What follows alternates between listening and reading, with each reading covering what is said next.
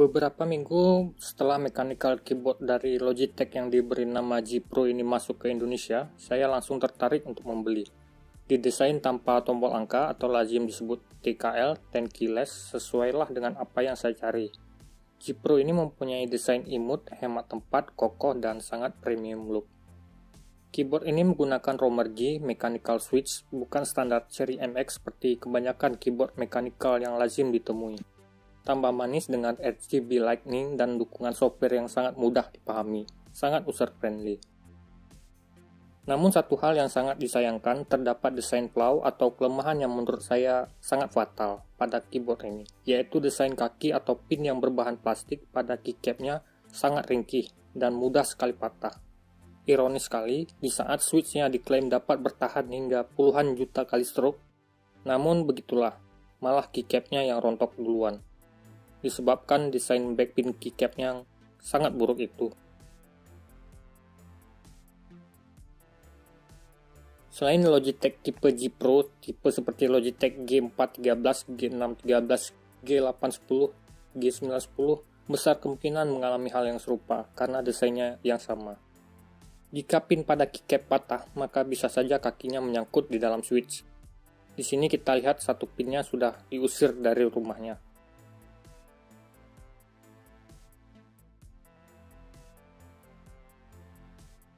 Satu pin hilang, tidak ada di tempatnya, dan dua pin yang masih tersangkut.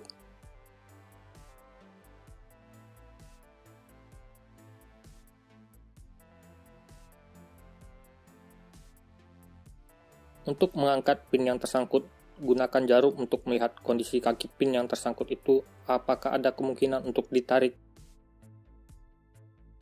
Silakan coba ditarik-tarik sedikit. Tapi jika patahannya terlalu dalam, maka harus sedikit kerja ekstra.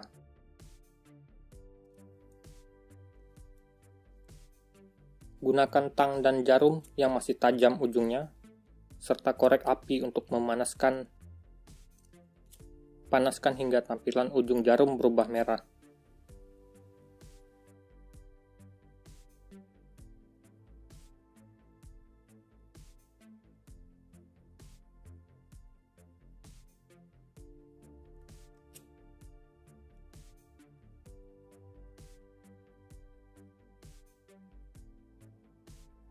Lalu dengan posisi tegak lurus, tekan jarum ke dalam. Tekan dari posisi tengah.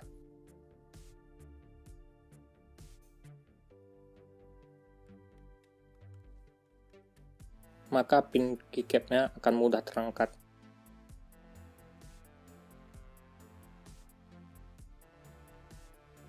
Lakukan hal yang sama dengan kaki pin yang lain jika ada. Sebaiknya gunakan jarum lain. Sama seperti proses sebelumnya, panaskan jarum hingga tampak memerah.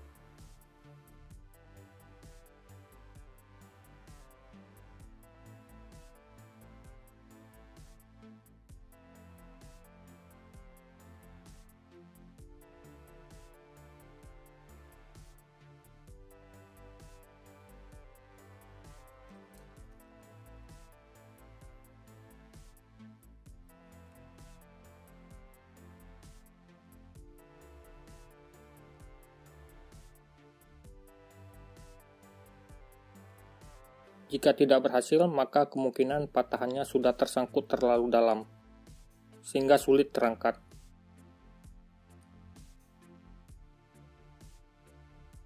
Jangan khawatir, itu nggak masalah, panaskan jarum lebih lama dari proses sebelumnya.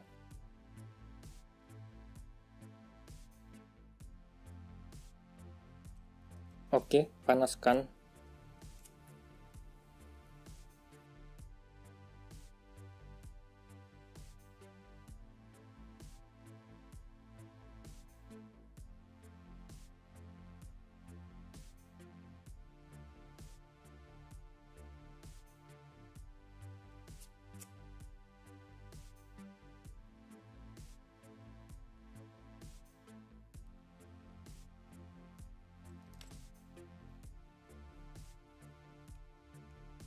Tekan tanpa ragu, jangan takut jika merasakan pin yang patah itu seperti masuk lebih dalam.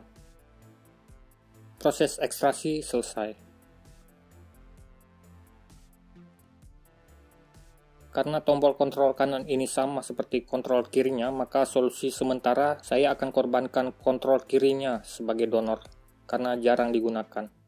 Bisa dilihat, kaki pinnya masih ada semua.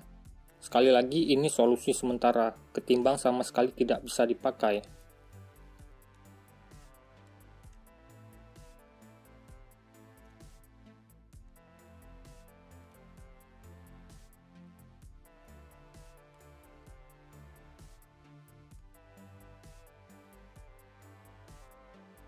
Teknik donor ini bisa juga diaplikasikan dengan tombol sejenis seperti Alt kiri, Alt kanan, tombol arrow, tombol window, dan apapun yang punya dimensi yang sama.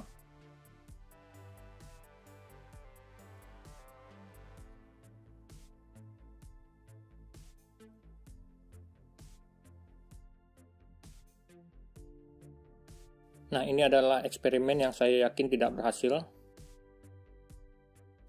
Saya mencoba melekatkan lagi. Saya mencoba melekatkan lagi kaki yang patah ini. Namun, karena kondisinya sudah patah keempat pinnya dan ukurannya sangat kecil dan berbahan plastik, maka ini adalah suatu usaha yang sia-sia. Namun, jika baru satu pin yang patah, maka ceritanya bisa berbeda.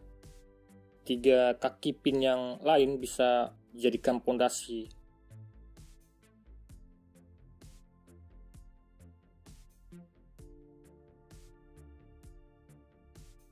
Mungkin perlu diingatkan untuk menyesuaikan kaki yang patah, karena dimensi pin ini tidak serupa semua.